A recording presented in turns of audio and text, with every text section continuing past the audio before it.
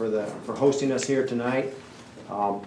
I am Brian Bock. I'm on the Board of Commissioners now. I'm the current Vice Chair, and it has been quite an honor to serve you for the last 4 years, and hoping to be able to do that for the next 4.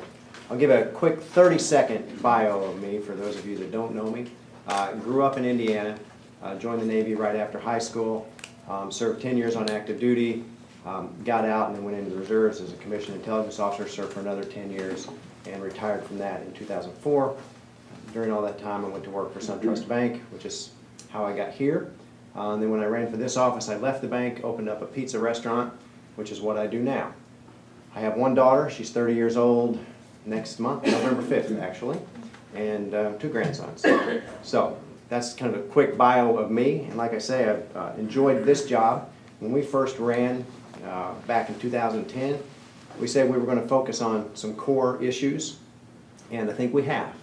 We said we were going to prioritize our spending. We're going to keep your taxes low. We're going to focus on jobs, and we're going to focus on education. I remember sitting in this very room, and there were some folks that told us that couldn't be done.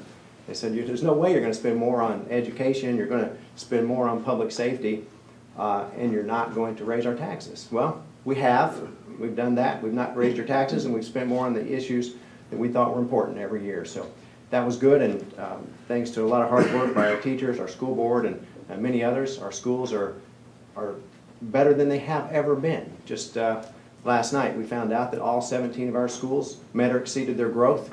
So the new incentive plan that we put in place, every single one of those teachers are going to get a bonus. So we're real happy. That was extra money we were happy to spend. We also focusing on jobs. We said that if you could just focus on jobs, and if the people that wanted to work had jobs, most other things we're trying to do would fall into place, because we would have more business, we would expand our tax base, and people would be shopping in the county, and we wouldn't have to keep coming back to the homeowners. Well, I'm happy to say that and we kind of started out, right after we took office, one of our biggest employers closed, the poultry plant down in Siler City, which was almost 1,000 jobs. Fortunately, those jobs and some have been made back. I think since 2012, there are about 1,600 new jobs in the county, so we're at a net positive, which is where we want to be, and we're on the right track.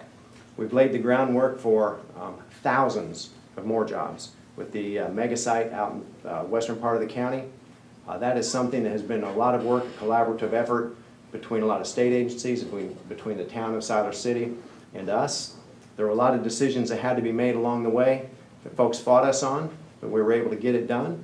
We now have the only state certified mega site around. No other area in the state right now can host an auto manufacturer like we're going to be able to do.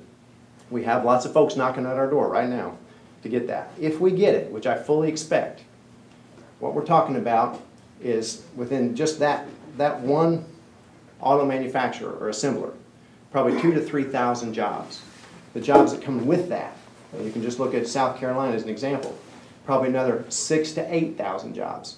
So just picture 10,000 new jobs in this county, in the western part of the county, and what that's going to do for just the entire economy. With that's going to come $3 to $5 billion of capital investment right away once they start breaking ground. So we all excited that we've gotten over $300 million in capital investment in the last 4 years. That's $300 million that we're excited about. Picture $3 billion and what that can do for our tax base and the pressure that will take off of our homeowners. So we've taken our promises, we've implemented them, we've made sure the policies and the programs that were the government's function, those are kept in place. Some of the ones that we didn't think were core functions of government, we've eliminated. But you'll see that every promise we made, we've kept. And so when you vote this time, what we're going to ask you to do is keep us on the same path that we are. Every election, you kind of make a decision. Do you want to keep going the way we're going now, or do you want to change directions? We think we're going in a positive direction. We've got all the stats to prove it.